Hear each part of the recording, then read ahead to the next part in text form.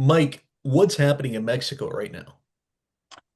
Well, this morning, the Mexican army located Nemesio Rubén Cervantes, better known as El Mencho, the leader of the Jalisco New Generation cartel in the municipality of Talpa de Allende. This is where he spends a lot of time and where he hides. So, this was one of the most significant actions undertaken in the history of drug trafficking because we're talking about someone that is almost at the same level as Chapo Guzman and El Mayo Zambada. He's one of the biggest drug capos in the history of drug trafficking around the globe, and his cartel operated very much like a paramilitary force, and they operated in about six of the seven continents around the world.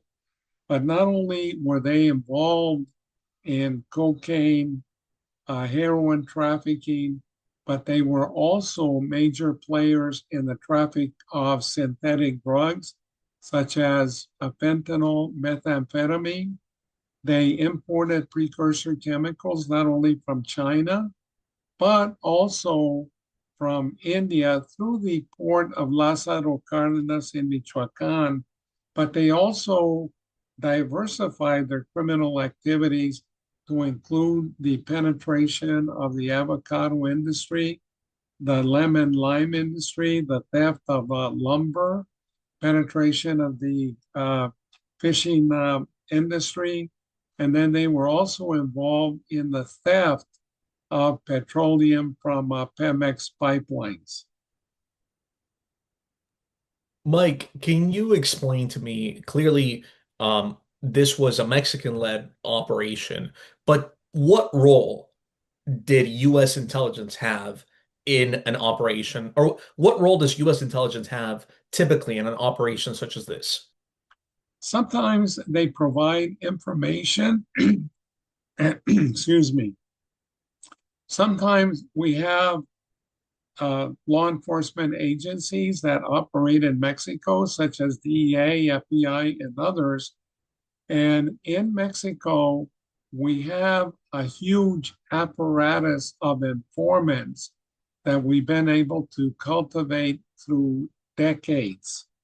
And sometimes they provide information. That information will now go to the Mexican authorities, and then they may act on that information. But in this case, I think the vast majority of the intelligence came from Mexico's security apparatus. And they did a magnificent job in executing the operation because El Mencho had rings of security, literally an army of security that protected him. So I think that it was a combination of ground forces and then also supported by air support in the form of helicopters armed with high caliber machine guns, such as 50 caliber machine guns. The response by the cartel has been violent. Can you talk about what we're seeing in Mexico right now? Right now, we're seeing um, reprisals on the part of the Jalisco New Generation cartel. They are burning buses, they're shutting down roads, not only in Jalisco, but Michoacán, Colima, Tamaulipas, Guanajuato, and then also Aguascalientes. And what they're trying to do is show that they are still a force to be reckoned with, that, this was not a lethal blow to them. So that's what they're trying to do is show that they're still, in charge. We've seen that operations at certain airports have been interrupted. Have you heard anything about that or know anything about that? Yeah, there's some airports that have basically limited operations. Why? Because you'll recall on the second capture of Ovidio Guzman, the cartel went to, for example, to the airport in Culiacan and started shooting at commercial airlines landing at the airport. So they're afraid that they may attack commercial airliners and put people in jeopardy if they don't shut down the operation. So that's basically what they're doing. The magnitude of this event is worldwide. It reached, let me put it another word. The magnitude of the killing of El Mencho is going to have worldwide impact because El Mencho was one of the biggest drug lords of all time and definitely much more violent than Chapo Guzman, than Mayo Zambada. So this sends a very strong message that the cartels in Mexico can no longer operate with impunity and complete you know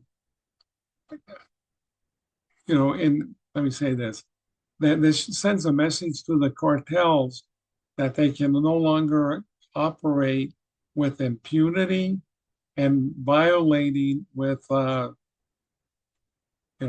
been giving so many interviews, my brother, but let me uh, this points to the fact and that the Sinaloa cartel, the Jalisco New Generation cartel, and other powerful cartels that operate in Latin America can no longer operate with the impunity of the past, that they can no longer, just violate at will, the, the law, law and order, and that they will be held accountable. And I have to congratulate Mexico, but because this was a very, very effective takedown of one of the biggest leaders, and it was done, based on the intelligence that they conducted primarily.